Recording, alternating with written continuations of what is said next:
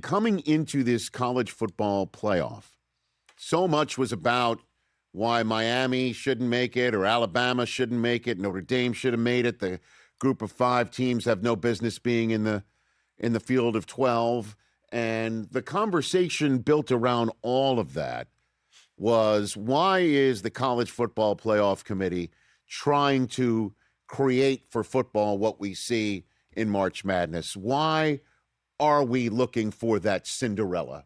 Because in football, Cinderella doesn't really exist. Sadly. Except potentially Cinderella is coming at you in the form of an undefeated team that just beat Alabama by 35 points. Now that is the real stuff. Or Cinderella could be a Miami team that didn't deserve to make it. And as a matter of fact, interestingly enough, goes ahead on New Year's Eve and drops the ball on Columbus, Ohio. And they're out. The Buckeyes are one and done in the college football playoff.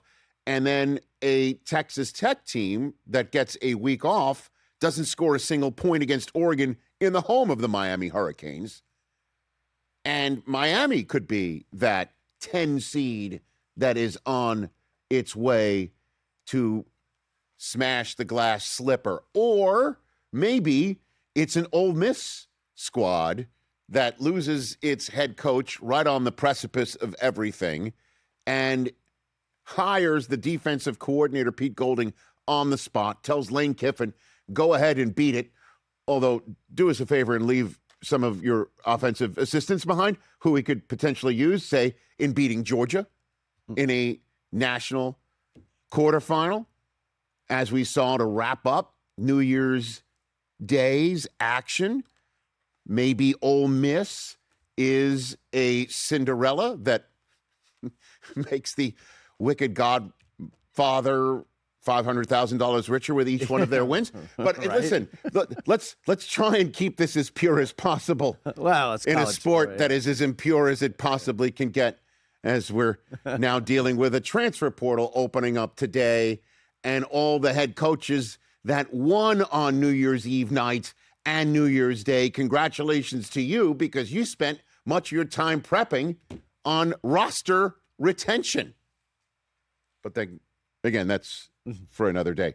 Indiana going into Pasadena, coming off of their bye week, with all 6 previous bye week teams in the now 2-year, soon-to-be completed history of the new college football playoffs. Not a single one of the bye week teams going into the Rose Bowl yesterday won a game. They were 0-6 when Indiana took to the field after Texas Tech got shut out by Oregon to kick off New Year's Day, and Ohio State got bounced by Miami on New Year's Eve. All 4 bye week teams last year lost in the college football playoff. And so Indiana, let me tell you, yesterday was the 2-year anniversary of one of the greatest days of my entire life, going into the Rose Bowl with Michigan being the top seed, taking on Alabama. My entire family was there. My kids were there. Suze was there. My nephew Jack was there. So not my entire family, but a good chunk of my family sitting next to Portnoy in the suite next to us. And we're sitting there watching this Michigan game unfold. And walking into that stadium, though, I thought, could it be possible that Michigan comes in and blows the doors off of Alabama and wins by 35? And I, of course, didn't see that materialize. But Indiana did. I can't express, I mean, we're all in the media trying to describe what this means here. But I don't think words can possibly express the fact that the Indiana Hoosiers are now the bullies of college football. It's the truth. Am I wrong? Tell me if I'm wrong. They're the bullies of college football. It's weird. They are steamrolling you. They're steamrolling you with their grit. They're steamrolling you with their power. They're steamrolling you with their coaching. They're steamrolling you with their Heisman Trophy winning quarterback. They're steamrolling you with a bunch of receivers you've never heard of. They're steamrolling you with an offensive line that is road grading. They are steamrolling everybody. Not only their first Rose Bowl win, their first college football playoff win, their first bowl win since the 1991 Copper Bowl. Copper Bowl? Correct. What? They handed Alabama its first loss by 35 points or more since the 1998 game against Arkansas. Alabama's first loss of 30 or more since the 1998 Music City Bowl against Virginia Tech. That's what happened with Indiana taking Alabama over its knee and spanking them. And you know, Chris Fowler, that he does not talk in hyperbole, but he and Herb Street were on it by saying this was an embarrassment. They were embarrassing Alabama. Indiana embarrassed Alabama. And it just goes to show you in this day and age of portal and NIL that Indiana can utilize it wisely in a way that other teams might not have to because they've got more bag than Indiana. And they may have more bag than Indiana. But nobody has more sack than Indiana. The Hoosiers head coach. Well, I'm going to apply that real quick. Thank you, sir. Kurt Cignetti. This guy. This guy. This guy. How this guy. This guy. When Alabama decided to go for it on 4th down early in this game and then decided to pull up stakes on it only to try it again anyway and failing. They cut away to Cignetti on the sideline, arching his eyebrow. Motionless, emotionless, just arching his eyebrow. I took a screen grab of it, immediately posted it saying, why would anybody see this look on this man's face and attempt to dare to twitch in the direction of trying to outwit him and outsmart him and outbeat this man? I don't know, man. What a godsend to Indiana football and college football, to be honest with you. That in this day and age of portal and NIL and how we all thought it would just make the rich richer, that Indiana suddenly has 2 more wins to go until it wins it all. Now, they play Oregon next in all, I guess one would say, with all due respect to my friends in Columbus, this is the Big Ten championship game. In the same way last night was the SEC championship game in the Sugar Bowl. And then you've got Miami taking on Ole Miss. And so one of the aforementioned Cinderellas is going to make it. Ole Miss or Miami is playing for the national championship. That's going to happen. And then Indiana takes on Oregon in the college football semifinals. So you've got 2 programs that's never won it all, ever, in Oregon and Indiana. And then you've got Ole Miss and Miami, who have taken forever and a day Ole Miss to win it all. And, of course, we know the U, with Michael Irvin joining us in hour number 3, did have some national championship years of note in more recent memory. So college football playoffs, so far, only one team's won in a bye week, coming off a bye week, and that's Indiana. And Kurt Cignetti went into the Rose Bowl game knowing that this team coming to Southern California after a bye week, after hearing all about how terrific they were in the Big Ten championship game, needed a little bit of a Cignetti portion of a body broken off in a spot where the sun does not shine. Hit it. Now, it was all on me to get everybody focused, thinking the way we want them to, because it had a lot of smoke blowing up there, you know what, for 2.5 weeks, right? And then you were dealing with player retention and negotiation and a lot of stuff, a lot of different stuff. Guys are winning awards, right? So I thought I had to rock their world and get their attention, and I did my best job to do that. We don't have it on tape.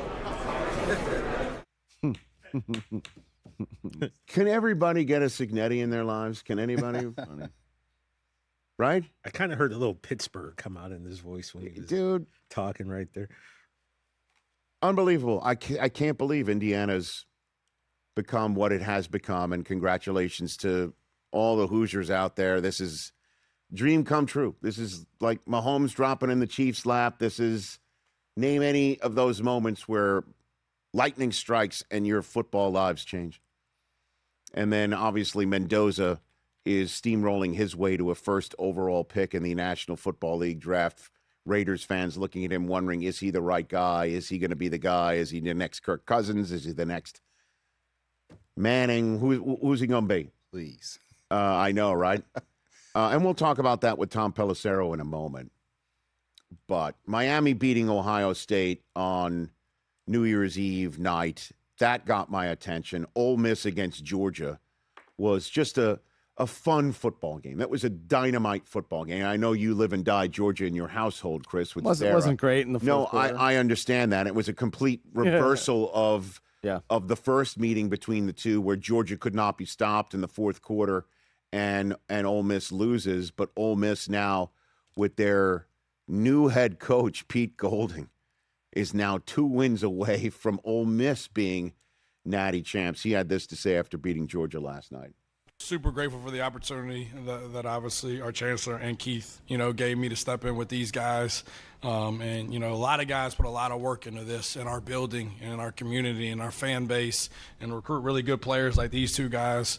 And to be around these dudes on a daily basis, I don't want it to end. And, yeah, it's definitely special, being 35 miles away. My brother lives in New Orleans, a bunch of family, and, a bunch of Hammond High boys here tonight. So, yeah, absolutely. We love playing in the Dome. But, more importantly for these guys to have the opportunity to compete for a championship. And that was the one thing that has been consistent for us since we've been here 3 years. This guy over here was pissed off last year we didn't make the playoffs. So I know everybody else was doubting us this season, but the goal of this season of why Trinidad came was to compete for a championship. And that's something that we're going to do around here on a consistent basis. Trinidad Chambliss is the guy that he was referring to his left a couple of times right there. That kid made some unbelievable throws in the fourth quarter, caught fire to take a 10-point lead. Certainly after Kirby Smart made a weird choice to go for it on fourth down, only to have Ole Miss call timeout, only to send his punt team out there and then immediately fire drill his offense out there and snap the ball. What were you thinking in your household when that was happening? It was very confusing. I thought it was just going to be, let's try to draw him off. Maybe we'll get a free first down. Whoa, they're running a play? What are we doing? Well, it sure seems like the intent was to get him to jump off sides. This is what Kirby Smart had to say about that momentum alter. Yeah. For the moment, because Georgia came back and eventually took the lead anyway, but hit it. Yeah, we screwed that up a little bit. We had a misfire there. It was a change up from the look we had done twice, and we knew teams were going to sit back and not honor us because we had not snapped it on those plays in 2 different locations, 2 different times, and the ball was not supposed to be snapped in that situation. But that was on us as coaches. It was on me and our guys. It's not on the players, and Gunner and those guys did a nice job executing it. But we did feel like we had lost momentum at that point, and the book says we needed to go for it. That's probably another way I would like to have gone for it, but we did not execute the situation really well there. It was a situation where it gave us an either or. We didn't have to snap it. We could take a delay. We could sit back and see what happened just to take a chance. And it was my bad. Georgia never really never retook the lead. They tied it. Yeah. Only they ran a fake punt earlier in the game that worked. It was brilliant. It was awesome. Cool play. It was such a fun game, man. That was a real fun SEC. Well, and the playoff kind of needed a game like that because the 3 previous games were. The Miami-Ohio State game was pretty intense. That was intense. It ended up not being that great. But I found it intense, maybe because I was suddenly rooting for Miami. The biggest fan, yeah. But at the end of the day, Georgia had an opportunity to be one of these teams, and Ohio State had an opportunity to be one of these teams. And I know everybody's carping on Alabama as if their first win in Oklahoma didn't happen. Notre Dame fans are just going to be complaining forevermore. Who knows? They could have been going on this run that Miami is on at present. But I love the Final Four. I think it's a neat Final Four. I think that there's a lot of rooting interest in the Final Four. And I can't wait to see it all play out. I kind of dig it. I think the fact that it's different, right? I got turned off a little bit to college football years ago when it was every year Alabama, LSU, Clemson, Georgia. Now this is different. This is new. So what you're saying is you don't want the two best teams playing for the title. I mean, but after a while, it's just like, okay, great. Like this, at least you don't know what's going to happen. I think the playing field's been leveled in college football, but the Cinderella story is the bully on the block. I mean, this is Indiana's tournament to win. They went into Oregon and beat them by 10. So now this is a neutral site. Obviously, different result, different times, different results. Just look at Ole Miss and Georgia, and then Miami feels destined. I'm sure Ole Miss feels destined, and anybody can win out of these Final Four. Every coach part of Saban's coaching tree. That's correct. In this four right now. That is correct. You left out Michigan in that run of teams. Well, I mean, you guys won once. But in all actuality, Ohio State has been a natty contender year in, year out since, you'd have to say, since the turn of the century. Yeah. And they're out. And I already know some Buckeye fans who want Ryan Day fired again. Listen, if he doesn't win at all, he just needs to be fired. That's crazy. Craziness. Hey, you made it all the way to the end. Thanks for that. Check us out every single day streaming live on Disney Plus and the ESPN app 12 to 3 Eastern.